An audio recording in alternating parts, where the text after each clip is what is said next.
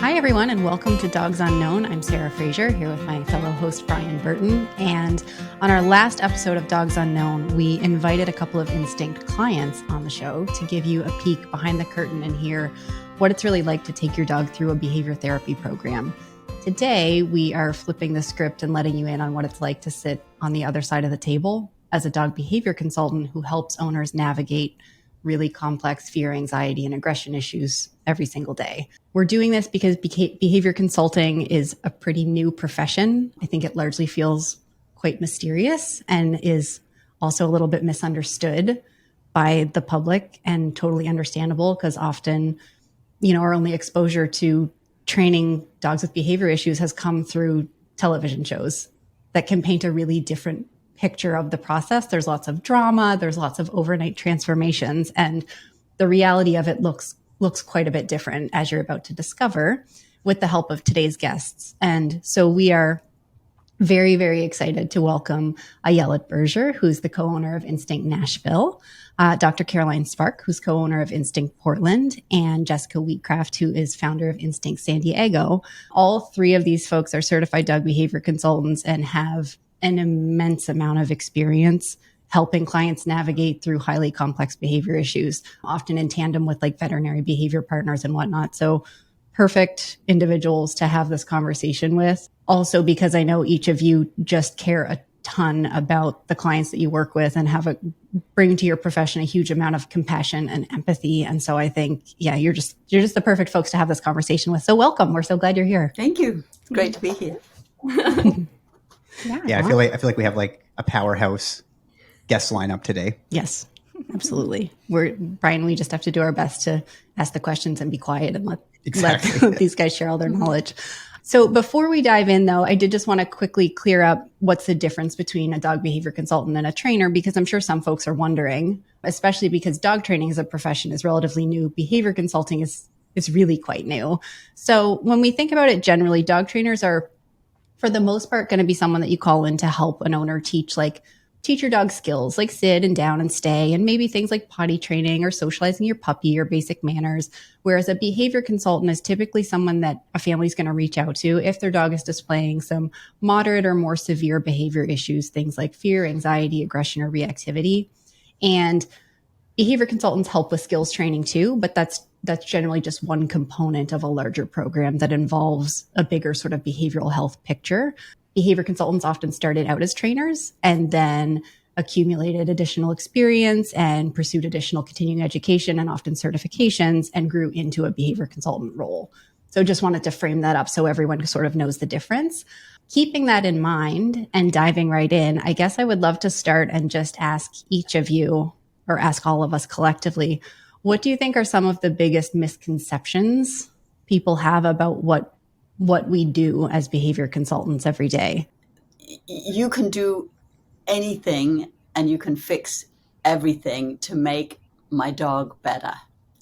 And I think the misconception there is that there's not an understanding of how much behavior consultants work with both people and dogs, more in the sense of relationship facilitator, parenting coach, where it's really working with the relationship as well as the dog and the person or the family. Yeah, I think that's a huge one. I think to that point as well, it's sort of that not only will we always be capable of fixing everything, but that it's sort of the expectation that, we can come in on an initial session and lay out a 16-point plan of exactly what needs to happen to get you from point A to point B, versus it being a much more sort of dynamic process where you're gathering information as you go and making adjustments based on how the dog responds. Jessica, how about you? Yeah. Yes, that combination of both of those responses, and that there is so much more to behavior consulting than just showing up and, assessing a dog and, determining what next steps should be. There's so many other pieces that are influencing the situation. And so for us to have to piece through all of those and then determine like which ones we want to make some adjustments to, while getting cooperation from both the human and the dog is not easy. And so it's not as straightforward as what I think a lot of people might perceive. I want to add one misconception that I had of behavior consultants when I started, and that was the misconception that I was there to enlighten people and that I was there to teach people. And I think back to some of my earliest consults and my dear clients who were so gracious with me, where I tried to download just about everything I knew about training and behavior in one session. And, people were very kind, but I think that was my own when I was new to the profession and so eager to share all my knowledge. And I've learned since then that behavior consulting is like less is more is really important. And the ability to sort of pull out the key things that are important to help the dog and the family move forward at their pace rather than getting everything all at once. So I would say misconceptions about ourselves or myself was also really important, especially in the beginning, and that it is an ever evolving learning process. The fixing portion of it, because like as an add-on, and that is sometimes the fix, air quote, is eliminating the opportunity for that to happen, for whatever behavior it is that's happening that needs to stop. So people might think, great, person's going to come in and now my dog will stop blah. And sometimes it's because, your dog is not going to bite your child anymore because we're going to put a muzzle on your dog. We're going to put really strict protocols, in place where there's a gate. And so it's not just behavior modification. It's understanding the limit of what that behavior modification might be and then adjusting the environment around it. Well, I really like that. It's almost like saying there's a misconception about what the quote unquote fix looks like. Right. It's not even so much that we're not going to help you. Fix is a very final word, but it's not that we're going to not help you improve the situation. It's just that what that fix looks like, I think people perceive as all the efforts are going to be entirely focused on the dog and teaching the dog how to control and manage their behavior in every situation versus what are the humans doing and what does the environment look like? And, what are the other supporting factors in terms of the dog's wellness routines and things like that. But yeah, that's a really good point, is maybe even clarifying that. It's like, I would hate for people to think like, oh, well, you don't fix anything. Never mind. Like, so maybe it's good to clear up that. But yes, also thank you. Yeah. And I feel like sometimes the perception is, and I totally get it, is like we're an electrician or a plumber. Mm-hmm. Like we're going to come in. Come give my dog a tune-up.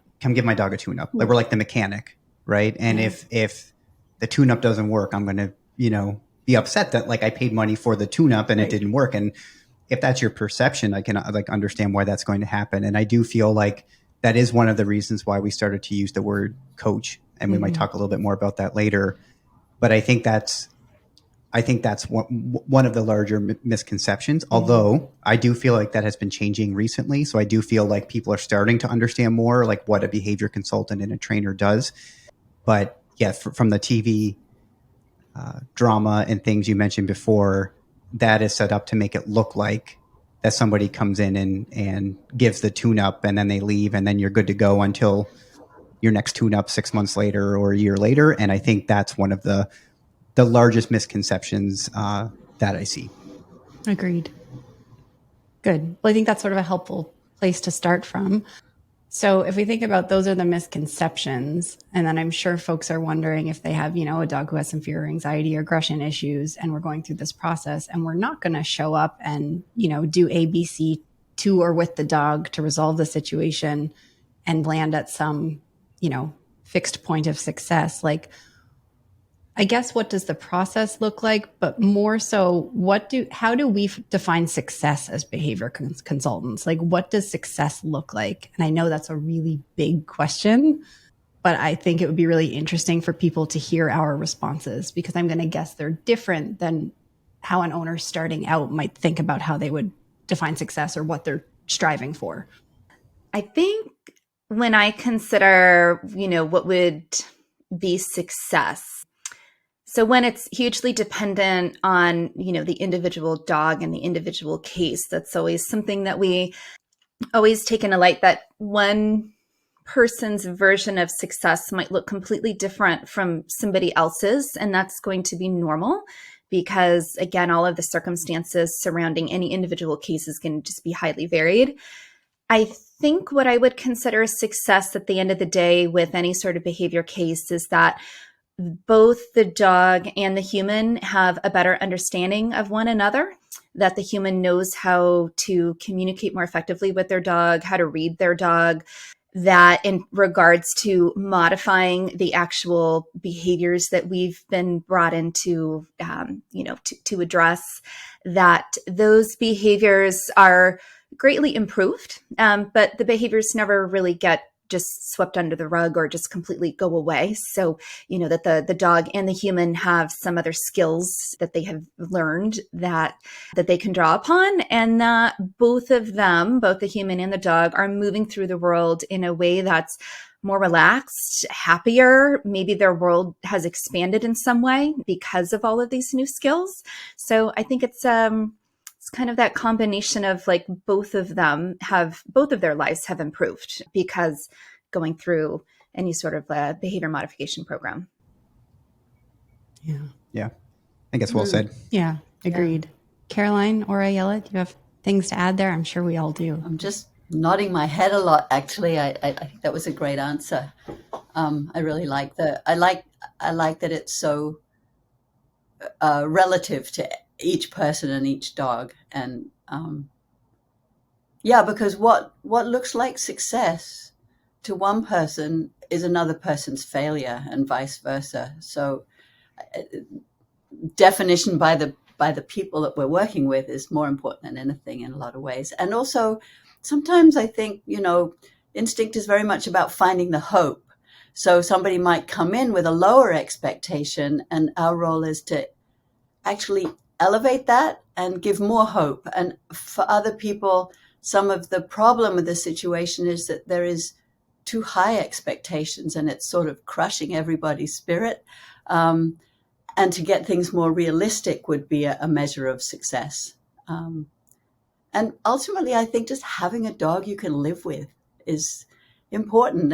And what one person can live with is very different to what another person can. So. Yeah, agreed.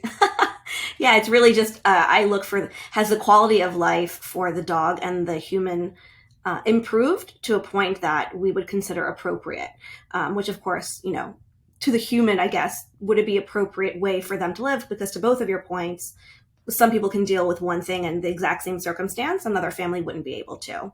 So yeah.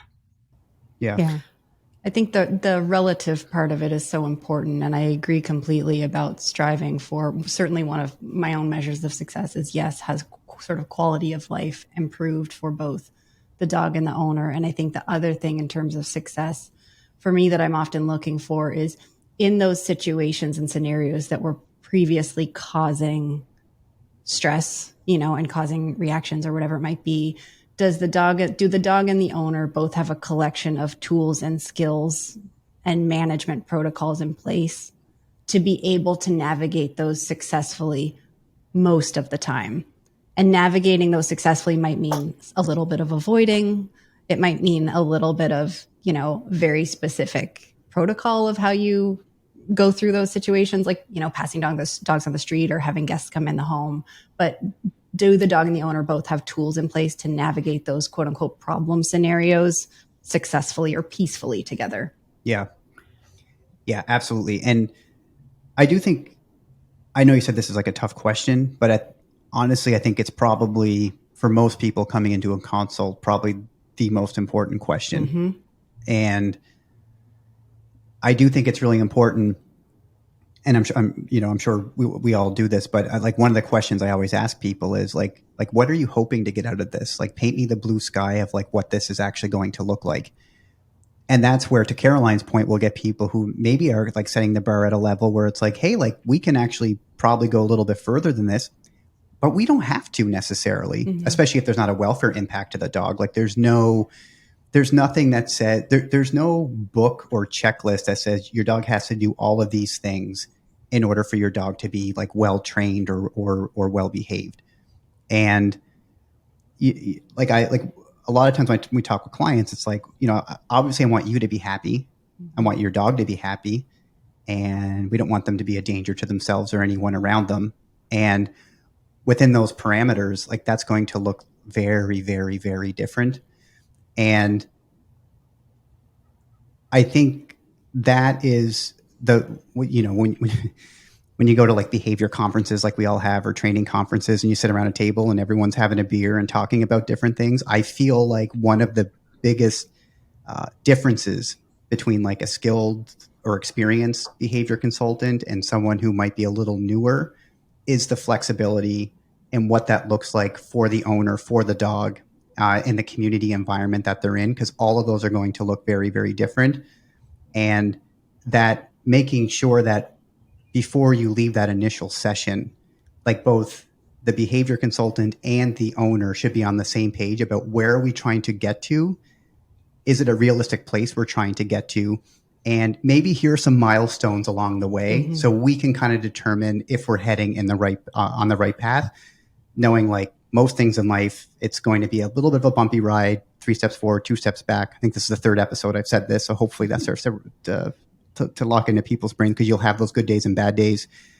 But I feel like that's really, really important. And for anyone listening, if you're working with a behavior consultant or trainer, if you get to the end of a session and you don't feel like you're on the same page about where you're trying to get to, like raise that, like, hey, like I feel like we might have different definitions of success, and to have that conversation. But yeah, it's very flexible. And like Caroline said, it's our job to help people understand if it's too high of a bar, if it's too low of a bar, and figure out like where's a place that seems like it's going to be good. And it might even take some time to internalize and understand like what that actually means. And it might be different than what you actually had in your head, but it's going to be a realistic place, and it's going to be probably a good place once you get there. Yeah. And I guess I would urge for anyone sort of going into if they're, you're thinking about starting out and scheduling a consultation or something like that, is if you're thinking about what success looks like for yourself and for your dog, if you're able to think about in terms of almost up a level, say if your dog lunges and barks at every dog that you walk by on the sidewalk, instead of potentially your measure of success being, I want my dog to walk past dogs without lunging and barking, right? Like I want to be able to walk by any dog without my dog lunging and barking. Your measure of success might be, I want to be able to have peaceful walks with my dog. And how exactly you do that might look a little bit different depending on your dog and your environment. But if you sort of think about it that way, it can set you up to be a little bit more flexible on your path to success, or sort of what the end point looks like. Yes. Thank you everyone for kind of sharing your thoughts on that, because I know that's a big burning question for people when they're considering working with a behavior consultant. So I guess a follow-up to that I know also people wonder about a lot is, how often do you run into cases where you don't make any progress, or where you can't make any progress?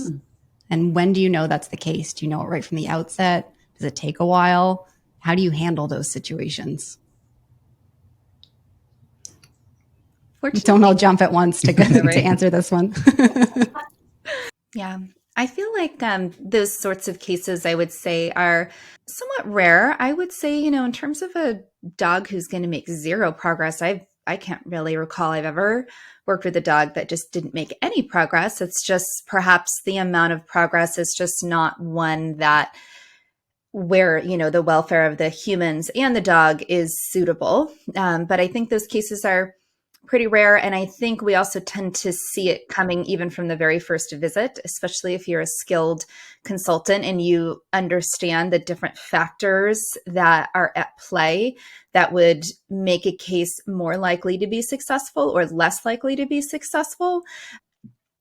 Or I think a lot of that's going to come down to safety and the environment, or would be like the two big pieces that we will tend to like parse out once we've met the dog and consulted with them, that we can get an idea of what's going to be realistic for, this individual dog. But the not making any progress at all, I think is just rare. You don't tend to see that. There's so many things we can do to influence the behavior in some way, even if it was just prevention and management, that would still influence the behavior. And so fortunately, those cases are rare. So if somebody has a dog that they feel like they won't make any progress with, those cases are pretty rare. Most of the time, I feel like a lot of our clients make fairly significant progress. It's just maybe a couple cases a year where there's a very, very tricky combination of factors that will, make one particular make that individual case just harder to move forward with. I would agree with that. I feel like that reflects my experience, certainly, is that the vast majority of situations, things can get better and can get notably better. Most of the time, we can help people get to a point where people feel like they have the tools that they need to navigate life with their dog and have a much happier life with their dog. I would say that's, and it can take a lot of work, and there can be bumps in the road, and it can take longer than some cases can take longer than others in terms of the time frame of that. But to me, I feel like, those cases where you can't make any progress, I would agree with you, Jessica, are pretty rare, especially when we have someone who comes into the process feeling flexible, about how they're implementing a program and the types of interventions that they're using with environmental design and things like that. If we do run into a case where we're doing certain things with managing the environment and, teaching the dog certain skills and having the owner do certain exercises, and we're not seeing progress, to my point, and coming back to I yell at what you said, that for me is a cue that, like, hey, this dog is struggling to learn through, behavior interventions alone. Let's loop in a veterinary professional, whether that's a veterinary behaviorist, whether this dog needs to be assessed for pain, whether there's something else going on that might be impeding their ability to learn and make progress. Yeah. I would say. Yeah. Yeah, I would agree with that. I sort of, if I think about cases that felt like could move forward, I would say sort of three buckets for me. One is sort of what Jessica talked about, that you walk in, it's just like, wow, the environment and the behavior, the level of the behavior issues here, this is really dangerous or really poor welfare. And again, these are rare. And even if you think your dog is one of those dogs, they're probably not. Like, I feel like I want to, you know what I mean? Because we have a lot of people listening. And even if you're really struggling with your dog's behavior, you're almost certainly not one of those dogs in those cases. So I don't want to like squash any hope here. So I do think that's one. The second one is, yes, physiologically, like, does the dog need help from the vet behaviors? And I would say the third piece, which is a lot more in our control. And I know we'll talk about some of this later, but the other place where I see a breakdown where it really shouldn't is on the communication front. And that can be poor communication from our side, or it can be poor communication from the client side.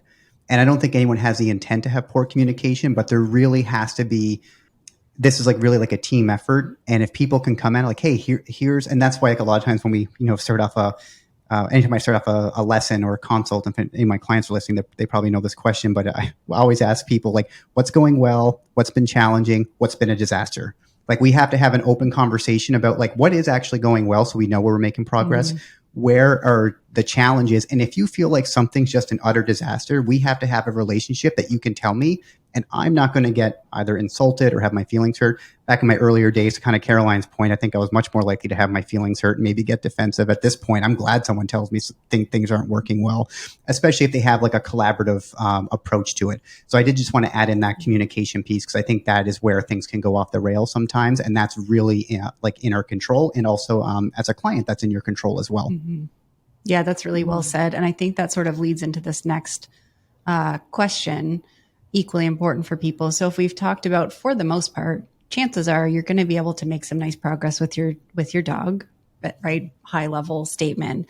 But what are the types of individual traits or behaviors that you all see in clients who tend to make really good progress with their dogs, who tend to quote unquote succeed? I love this question, but I'm going to wait. Yeah. When you ask I that wanna hear question, everyone else's all first. these people flash in front of my eyes, like all of the great people who worked with so many little and big problems and come out ahead. And yeah, I wish everybody could see all of their faces right now as I'm thinking about them. I think, well, commitment is one thing, like that people who love their dog and are willing to try things repeatedly and over time would be probably the main standout ones for me. Not just have a crack at it and then drop it, but keep trying over time. That would be one thing. Yes, that's certainly a helpful quality when you're navigating some complex issues. Yeah, I think the clients that that I see the most success with are the ones that, as Carolyn was saying, they have a commitment and that they understand that this involves changing their behavior too. It's not just changing the dog's behavior. And so that means that they might need to make changes to their routine or how they spend their time or what they're focusing on. And that's an adjustment. I think sometimes some clients don't always consider how much of their own time they might have to spend with doing these different things.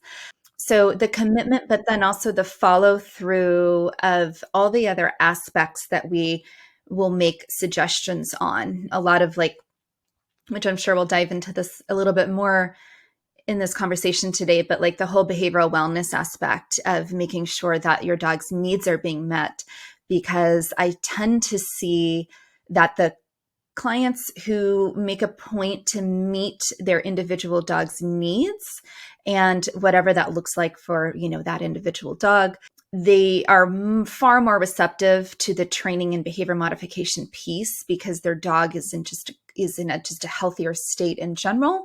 And that's hugely influential. And so when you have that piece, and then you have clients that are committed and kind of plugging along, like continuing every single week, doing little by little, that's where we're going to see the most success. And yeah, just to circle back, truly, it's that flexibility that you were talking about before, Sarah. And it's flexibility, I think, in all the ways, if you have flexibility in your schedule, in the way you can manage your environment and your expectations, and also having an open mind. I often, shouldn't say often, but there are certainly instances where I really want the dog to be evaluated by a veterinarian.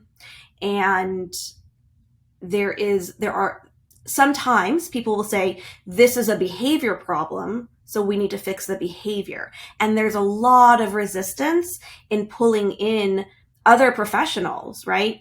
And it is often the clients who do pull in the other professionals that I feel, and we all approach it as a team, that is when I see a lot of success. And just like you, Caroline, I'm just thinking of one very specific client who she explored all the avenues, and her dog had 3 specialists in the end because the dog was actually quite ill and has had surgeries since then. And I think this dog in another home would have potentially not been able to keep their home.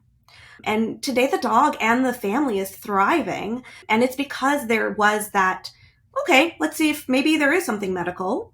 And also, I think sometimes people can understand a physical limitation better than they can understand an emotional limitation. So when the client learned to read the signs that, oh, today is a bad day, meaning her knees are not doing well at all, she doesn't attempt to go on a walk, right? She's like, oh, this needs to be a rest day. And that was easier for her to identify at first from the physical signs. I love both of them. Like the flexibility piece is huge, but yes, that willingness to sort of pull in other professionals when, we get to pull from our breadth of experience and say, hey, there are flags here that are telling me this might fall outside the scope of what we can handle together on our own. And when people are open about pulling like a medical professional in or a veterinary professional in, I agree, that's hugely valuable. Mm-hmm.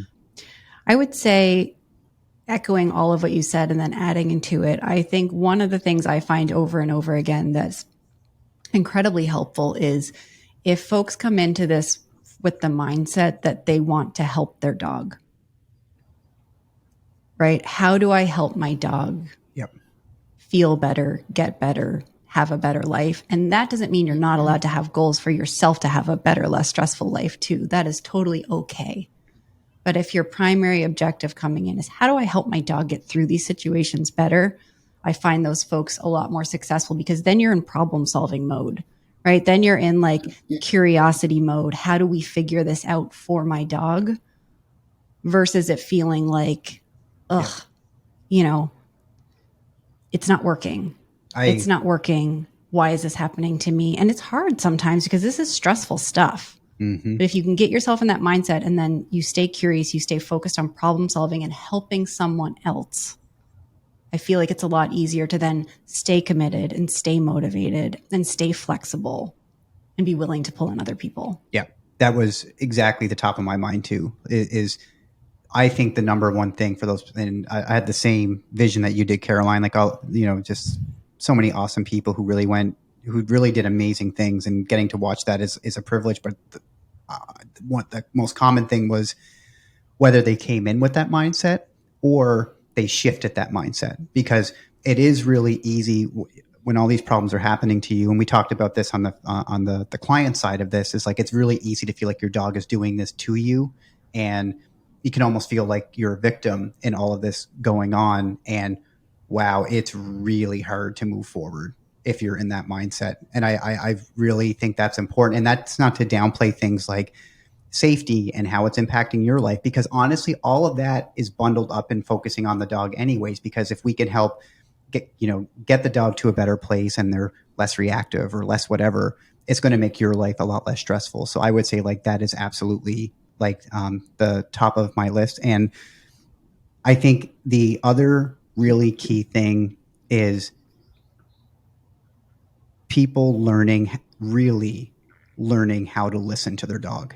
And it is a skill that you actually have to put some time into. I'm not saying it's like, years of study, but really learning like body language, how to read a situation, how to know, like we talked about earlier, how to avoid a situation. This is too much to my dog, talking about the emotional limitations that Ayelet was talking about, like learning how to listen to your dog and then learning how to be dynamic and how to adapt to that. I feel like those pieces, because then you're getting building blocks that you can start to handle things as they pop up. And in the first conversation with, the other part of this, the podcast with Stephanie and Jessica, like that's the point where they're at now. And they talked about that. So I think like learning how to do those, like you'll get so much further. But yes, primarily, I think we have to focus on how do we help our dog? And when you're in that mindset, it's just, you're going to find a lot more patience. It's honestly going to be more enjoyable, even though it's not always going to be fun.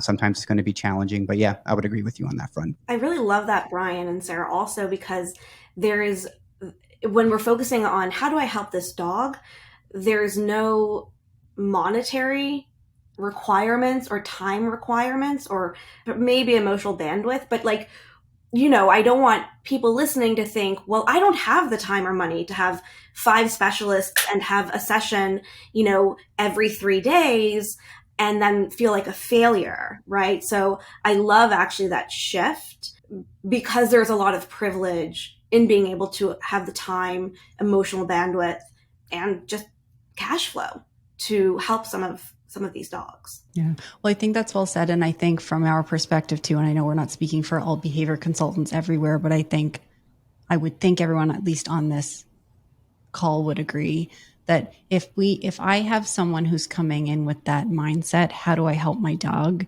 And maybe time resources are a little bit limited, or maybe funds are a little bit limited, or maybe the environment's not ideal.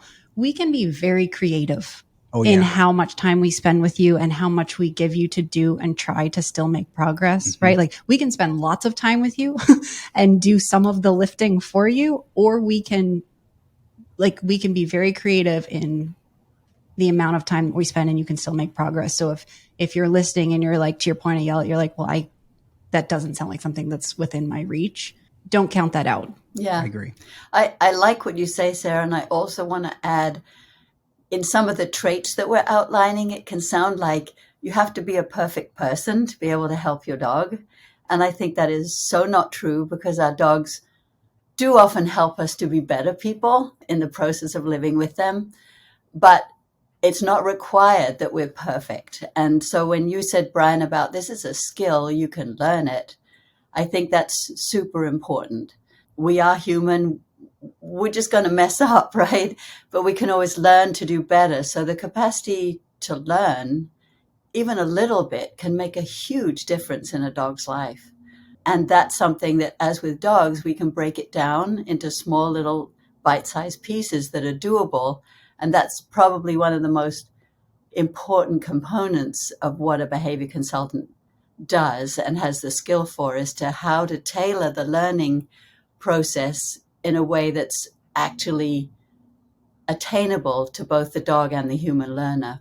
Yeah. Absolutely. So I think we probably already covered some of this next question with our previous responses, but I'll ask it anyway because I'm sure it'll still be helpful for people to know. So we talked about all the traits that help people succeed. If we had to flip it and say, what do you see from folks that just really sets them up to struggle and have a rough time with the process? Doesn't mean you can't make progress, but just if people wanted to be mindful of like, hey, that sounds like me. You know, being mindful of it and being aware that that might be a trait that you hold can just set you up to adjust your behavior or know that that's something that you tend towards and help you be more likely to make progress. So, Yeah. Yeah, I think one of the first things that kind of popped into my mind when you asked this question was the clients who only give the process the time when I'm physically there, meaning like within the hour lesson that I am there, they are practicing training and discussing things with me, but then outside of the lesson time, not communicating in between, or if they have an issue with their dog in between, they save it until the actual lesson time. And that gets a little tricky for our end as the behavior consultant, because we typically go into this lesson with like, okay, last time I met with them, we were doing this. So I'm assuming that progress is we're going to be possibly at this stage. And here's, we have kind of a plan in our head of like, what are the things we want to cover during this session? And then sometimes it steers completely the other way because something happened in between and it wasn't communicated to us. And then we have to address that. And so then that sets our progress back a little bit more because we have to address that. So that in between communication is hugely valuable because A, that's what we're there for. B, we want to know when those things are happening or when somebody's struggling with something. And then C, it allows us to use that really valuable in-person time to do the hands-on work, that we're there to do. Yeah, I would agree with that. Anyone else have others that come to mind? Well, I'm thinking about myself as a client when I've struggled with my own dog's behavior issues. And just going back to misconceptions, it's like behavior consultants also have dogs with problems and don't always have what it takes to deal with our own dog's problems. And we learn from those too, and then can bring them into working with our clients. So I think one of the things that gets in my way, and I see that in my clients as well, is when my dog needs something and I don't want to change my own life. Case in point, I have a dog who likes to eat cat poop and goes after it. And I live in the country and I want to have a dog who's free to go everywhere on my property. And it took me forever to actually realize that I had to limit her access to the snacks that she shouldn't be eating. And that was purely a problem on my end, that I wasn't willing to change either my view of my life or, what I actually had to do.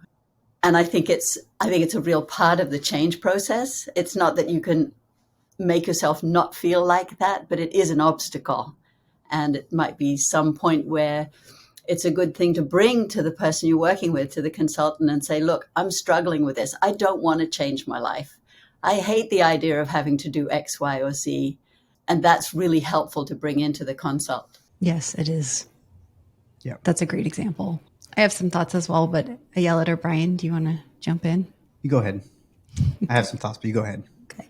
I would agree with both of those. I think I have two other ones I think to add. So one is I do find that sometimes clients, and this is sometimes just a learning process of what this whole journey actually involves, but I do find sometimes clients who really struggle to make progress are clients where, they're trying to implement what's recommended, and if the dog maybe has a reaction or maybe is a little slower to learn or something, it's just sort of that immediate, it's not working.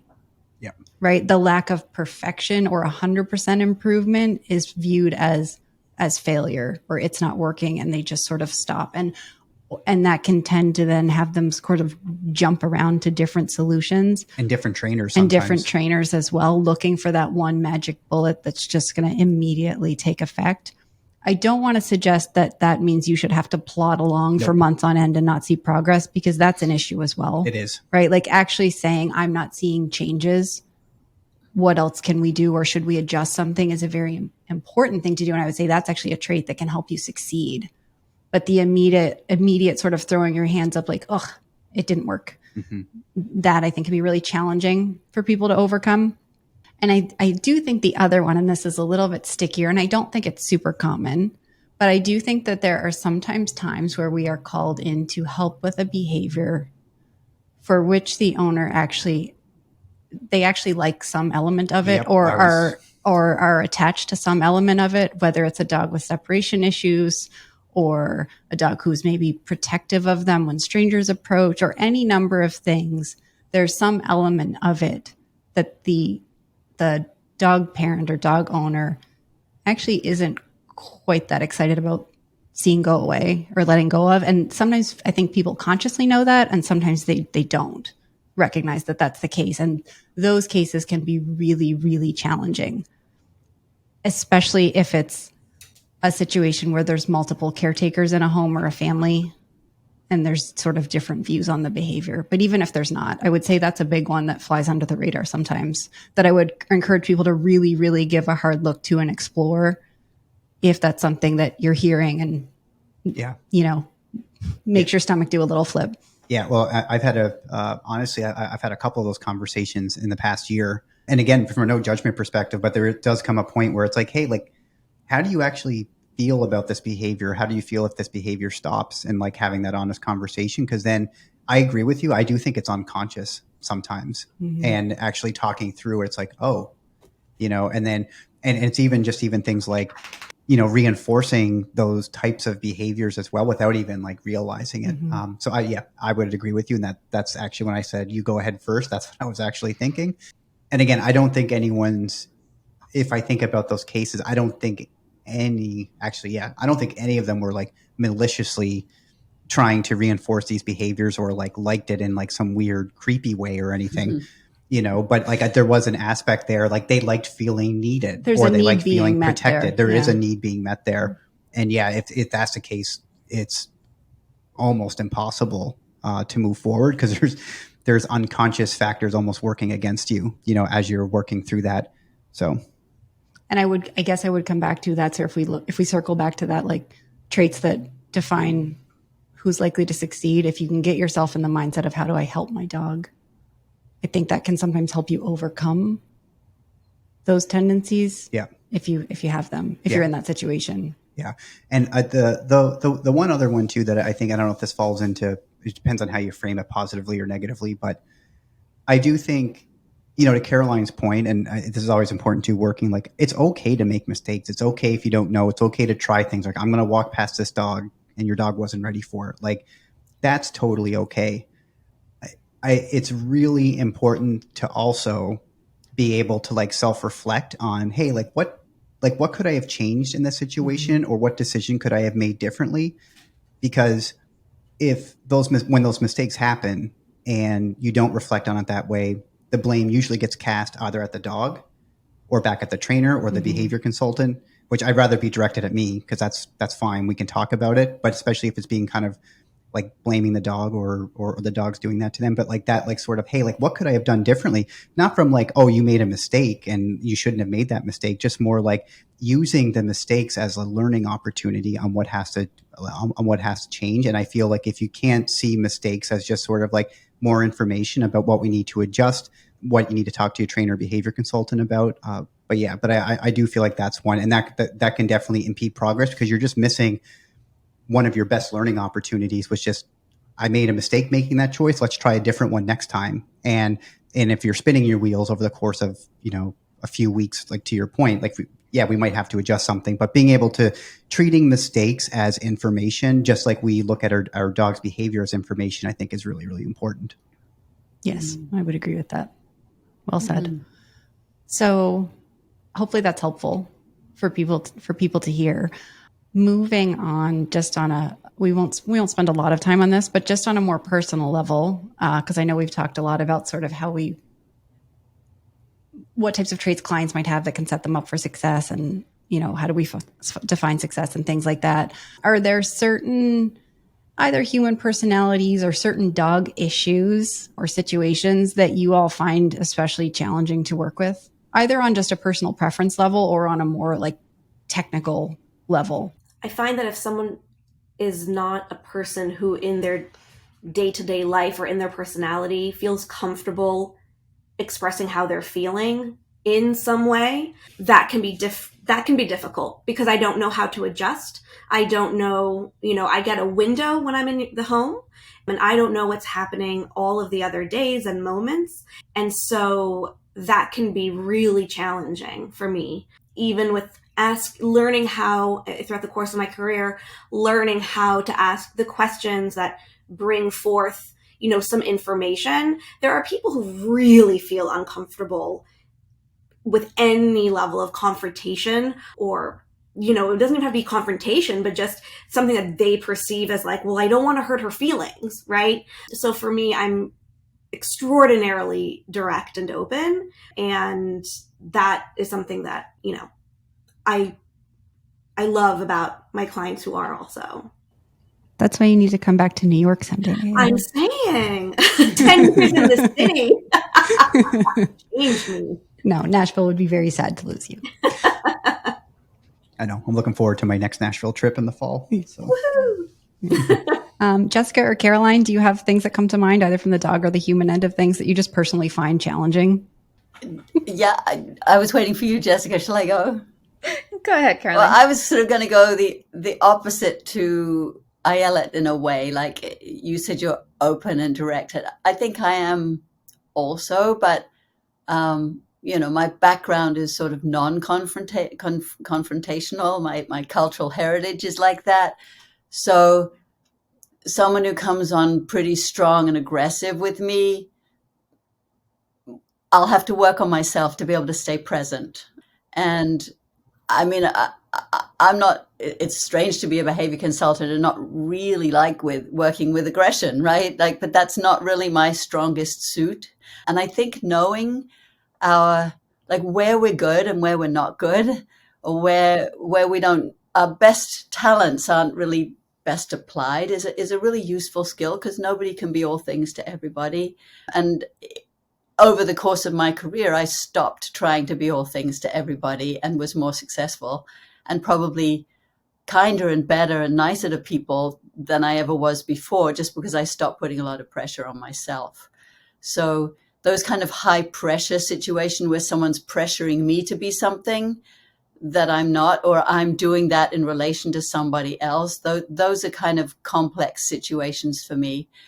But I would also say, and I feel like I'm a little bit of a broken record here, that it's so easy to start talking in as if there are these perfect ways to be when we're talking about these things. And I just think that human relationship is messy, and just the ability to hang in with a good intention through the messiness is an important thing at both ends of the consulting process. It is an ongoing conversation, and conversations get in the weeds and they get intense, and sometimes we fall out with each other, and sometimes there's misunderstanding. And just if we can hang in there as professionals, as part of our professional role, I think that's important to be able to navigate the complicated moments. And I really always appreciate clients that are willing to do that back for me as well, knowing that my professional responsibility is to carry that.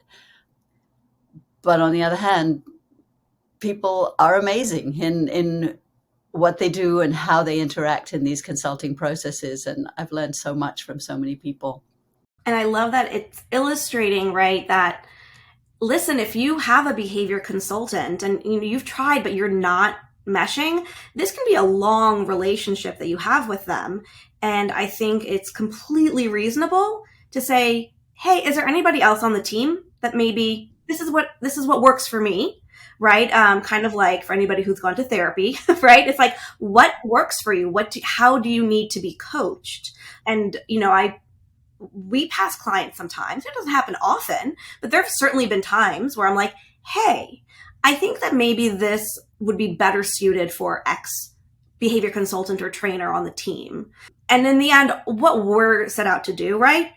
We want to help the client and the dog. And so I hope there's very little ego in that. Yeah, absolutely. Yes. Mm-hmm. I changed my guitar teacher 10 years ago, like at a guitar place. And there was like a bunch of guitar people. And I was just like, he was super nice, but I didn't quite feel it. And I just asked him, I said, hey, like, it's like, I know this is like a little weird, but like, I just feel like we're just not on the same page or whatever. And they're like, oh no, that's cool. That happens sometimes. And they switched and I was totally and then the next person, we were great. And I would see the other teacher in the hallway and we would talk and whatever, but like, and we've done that sometimes. So I'm glad you brought that up, Ayala. Like that's totally reasonable, especially if you're coming at it from like a reasonable perspective, just like, hey, I just feel like, where I think for us, where it can get, if it gets into like attacking someone or attacking someone's character, those types of things, I'm going to be a little bit more guarded. But the vast majority of the time when this comes up, it's just like, hey, I just feel like I need a different fit. So yeah, that's totally okay. And I think I know this is a little bit step away from the question, but I do love that Caroline and Ayala, you both brought it up. I do think that can be one of the benefits in working with a team of individuals, like where there are multiple people on the team. And if you hear from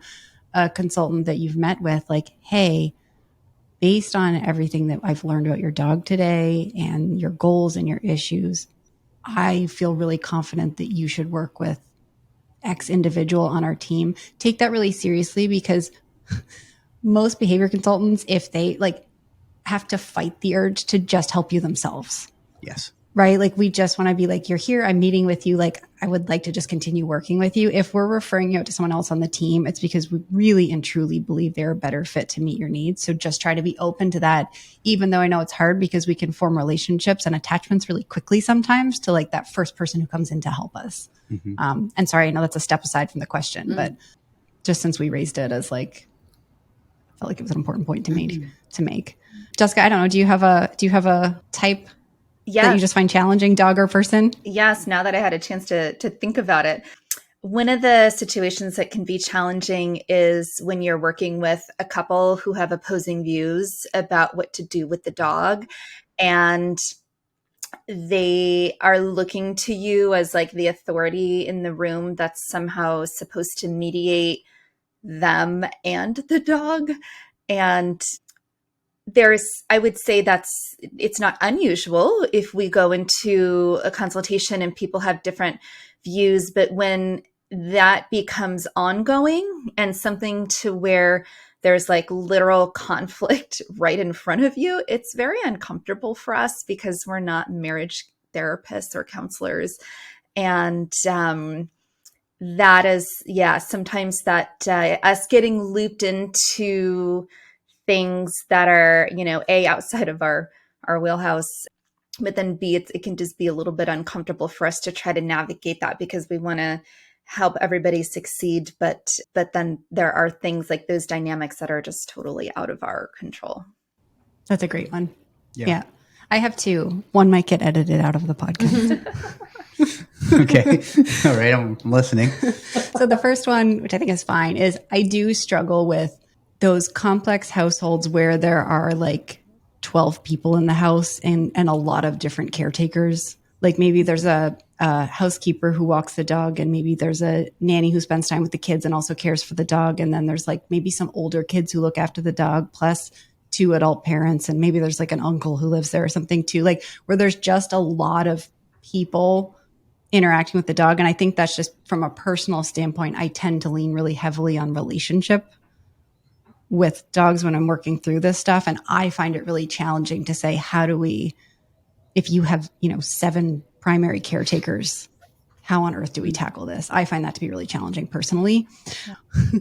One of the other ones that I just am not in love with, and we've actually sort of set up policies against this at Instinct East Harlem, is if someone comes in and they want to get help for their dog, which is awesome, but they have someone else paying for the program, like a parent or an older relative.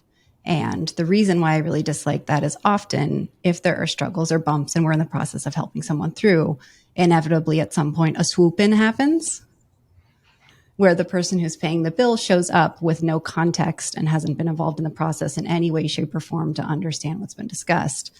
And it can sometimes even just put the actual dog owner in a really awkward situation. That's what affects the most a lot of times. And I think that's why I find it so uncomfortable. All well and good for me to bring the other person up to speed, but it can put the dog owner in a really icky, awkward situation and make it hard for them to just focus on how do we move forward together and how do I continue to accept your support. So that's my second one that I just don't enjoy personally. Yeah.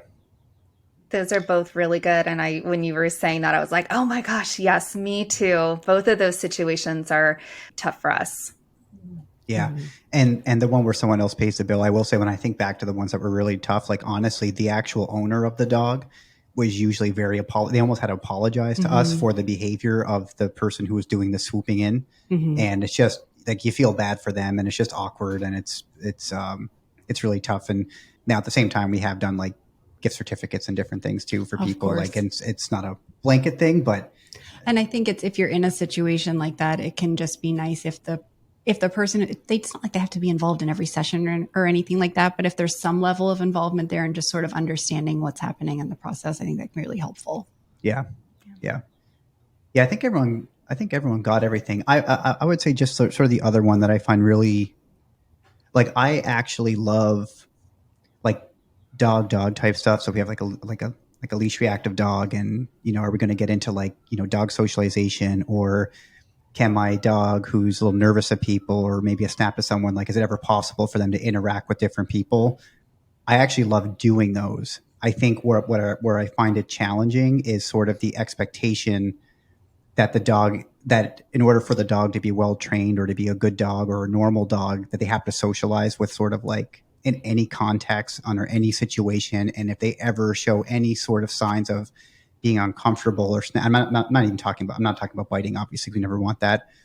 I find that relentless pressure to keep pushing a dog to do something that they don't want to do.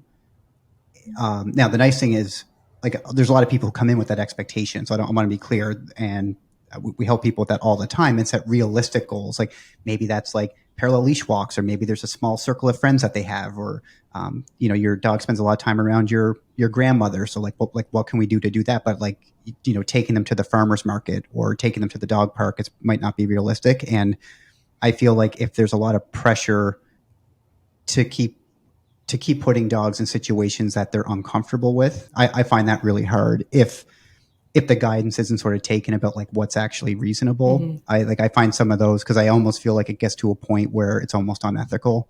Yes. To continue. And I've had that conversation a couple of times, like not many, but like I've had that conversation. Like I don't feel comfortable with what these goals actually are right now. Yeah. And I think that's important. I think one of the things we often say to clients is your dog will tell us how far they want to go. Right. So like if someone's goal is, socializing with other dogs, then we'll take it a step at a time. Your dog will tell us how far they want to go. Yeah. We'll listen to them. Yes. We will take your dog as far as they want to go. Mm-hmm. And as long as it can be done safely. Yeah. Yeah. So those are great, because I just think that's interesting for people to hear. And I guess along the same lines, because when people hear that we work with, fear, aggression, anxiety, of varying levels of intensity and severity, knowing that we do that every day, for each of you, what are the types of cases that keep you up at night or that just cause you the most stress? I'm going to guess there's some overlap here, but I think it'll be helpful for people to hear, because if you hear this as a situation that you're in, it's probably just an indicator that it's really important for you to get some really good quality consulting and coaching and help. Yeah. Well, I'll start on this one since and then start. The ones that keep me up at night are kids or babies and a dog with aggression issues. 100%. Because the window for error is non-existent. Like that to me is, and there's lots of people we coach through stuff, but if you ever been on the other end of that phone call, like that to me really keeps me up at night. And even if you have like the most well-meaning, focused owners, if you have a household with an aggressive dog and there's kids involved, those cases are really hard. Like I find really hard. And there are sometimes we talk about rehoming or, other options if it's like really, really dangerous, but those ones that are sort of in that gray area, I find those ones tough. I would extend that also to others who are vulnerable or to people who aren't that vulnerable but are putting themselves in a vulnerable place because of attachment to the dog. So like the ones where the quality of the human life is really, really compromised. Like where one partner loves the dog and the dog is serially biting the other partner.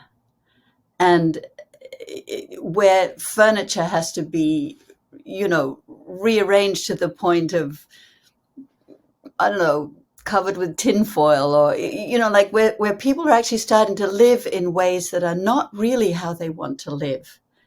And something in the course of the relationship has gone so far off kilter that nobody can see anymore what actually a good life is. And sort of similar to domestic violence, family violence, where you don't see anymore that you're actually living a life that is not your best life, that you're in danger or that you're unhappy. And sometimes it takes that dog actually being away from the home to be able for everybody to realize, oh, I actually don't want to live like that. We do really need to change things. And it's a really hard and painful situation for everybody because there's sort of like a kind of blinder on. And those are the ones that keep me up at night because it's hard to really help somebody to see this doesn't have to be this way. It could change. Almost like if you've been carrying that burden around for so long, you don't realize how heavy it is Right, anymore. Exactly. Until it gets removed for a second, and then you're like, "Holy cow!" Like, yeah, exactly. Yeah, that's a really good one, Caroline. Yeah, that's really, really good. Yeah, because I think we can all probably think of situations like that, and you're totally right. Yeah, I think for me, it's typically when you have those clients that are, there's a total mismatch between the client and the dog, and whether that's like the client as an individual, like perhaps it's somebody who has some physical limitations, but then they have a very large and powerful dog, but they really, really want to still keep the dog and try to work through some of these things. Or if it's, perhaps the living environment for that individual dog is just like an absolute mismatch, but then we have a client who still like wants to see if we could make it work. Perhaps maybe a little bit of that, again, that gray area where it's like, I can't say that, it could, and I can't say with absolute certainty, no, it can't, especially when you have a client who wants to try. I think those are the ones that keep me up because I feel like sometimes those things might work out, but mostly in my experience, it does not. And so I tend to just, those are some of the ones that and most of those are because there's some sort of safety issue that's involved, that those are typically the ones that I will wake up and think about. Ayala, how about you? Instantly, yes. When there are children in the home and there's a dog who's bitten or even snapped. And I think like a little bit like of an aside is that, and when the family doesn't see it, that is when I'm like flashing back to a client from 2.5 years ago. And like I got kind of choked up thinking about it because it was it was so incredibly dangerous and possibly, potentially manageable. And every time I came over, none of the safety things were in place. And I was constantly thinking about this family and about the children and about the neighborhood children, because this was the center of the neighborhood. This was the hub where doors are just flung open and kids run through in and out. And the family would say to me in our sessions, we hear you and we understand that you're saying, like, you know, all the things you're saying, but everybody else in our lives is telling us that the puppy will grow out of it and it's going to be okay. And because this was a puppy, a pretty young puppy who had already done some pretty considerable damage, and I still think about them and I still don't know what happened. And I'm still scared for them if that dog is still in that home. Yeah. Yeah. I wholeheartedly echo the dogs and kids one as being something that's just sticks with you. It's hard to shake as long as you're working with someone. And as you said, Ayla, like long after too, if you're not quite sure what the outcome was.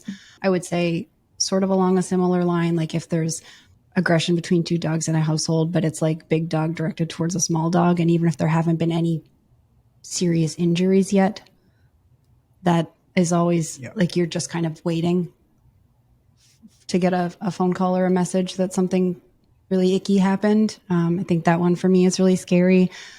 I think when you walk into some of those cases where you have a young puppy who's displaying some really, really significant fear or reactivity issues, those are hard, you know, and I don't mean, we work with puppies all the time who have behaviors that might fall what we would say are outside the range of sort of typical or normal, who make wonderful, amazing progress. So I don't want to discourage anyone. There's those cases where we walk in, I'm like, oof, life is going to be really challenging and hard for you and your owner.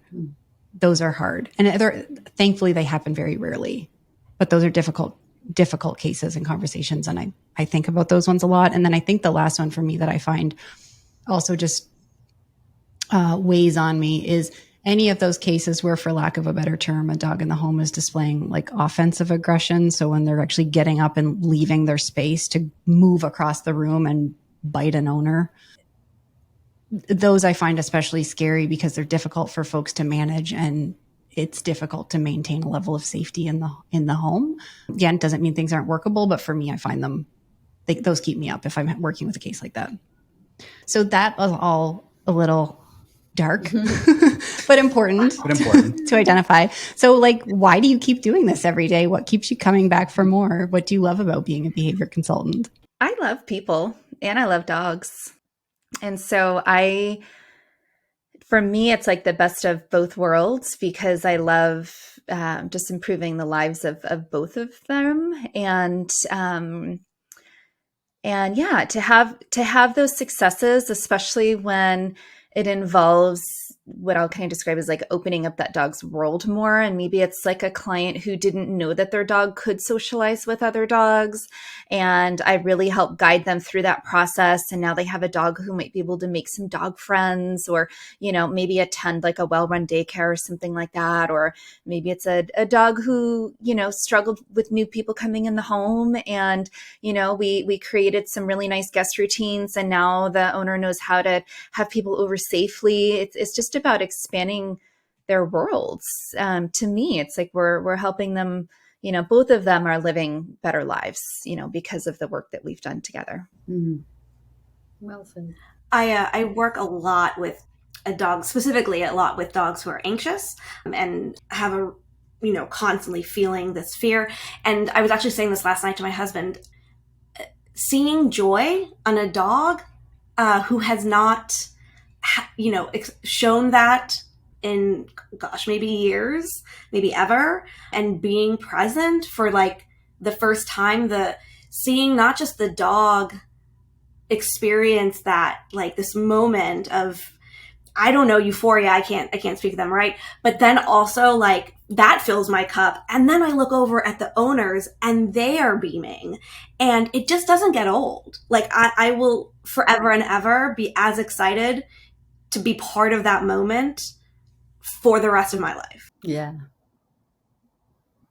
I love what you both just said, Ayelet and Jessica. I absolutely am with you in that. And I'm thinking what else has kept me coming back over and over. And I think it's also been not just the individual experience of the clients, it's also how I learn from every client that I work with.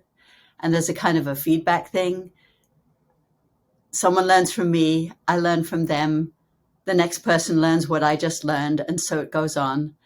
And I think it's also exciting. It has been so exciting for me to be part of the dog training world at this time in its development. Like over the last 15, 20 years, there's been this sort of revolution in understanding and methods. And to be part of that world where instead of thinking about how can we force dogs to be what we want them to be, shifting to how can we help dogs to live in the human world well, and how can we enrich their lives and have our lives enriched reciprocally.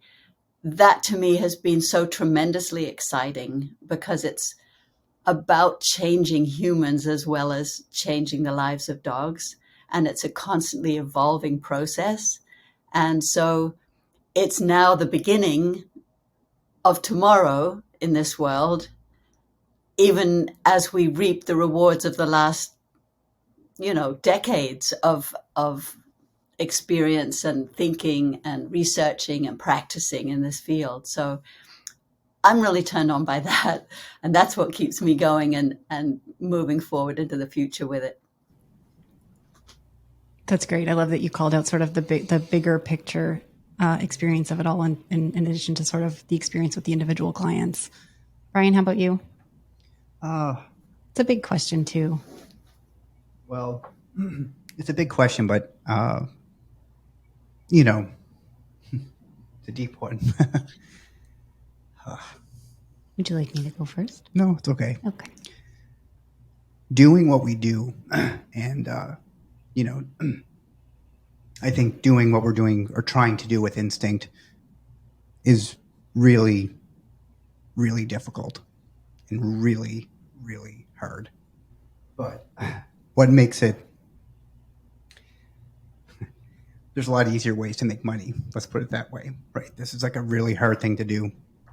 And I think for me, what that I'm eternally grateful for is like the people that we get to meet that consistently and overwhelmingly are just so unselfish and trying to take the perspective of someone else who's a different species is, especially considering, to your point, Caroline, like where this industry was 20 years ago. And frankly, just sort of, in today's society and culture, just sort of our, outlook on animals who have a very rich emotional, their own lives, but seeing people being able to be incredibly unselfish, doing this to really help a dog have a better life or improve safety for their community or for those around them.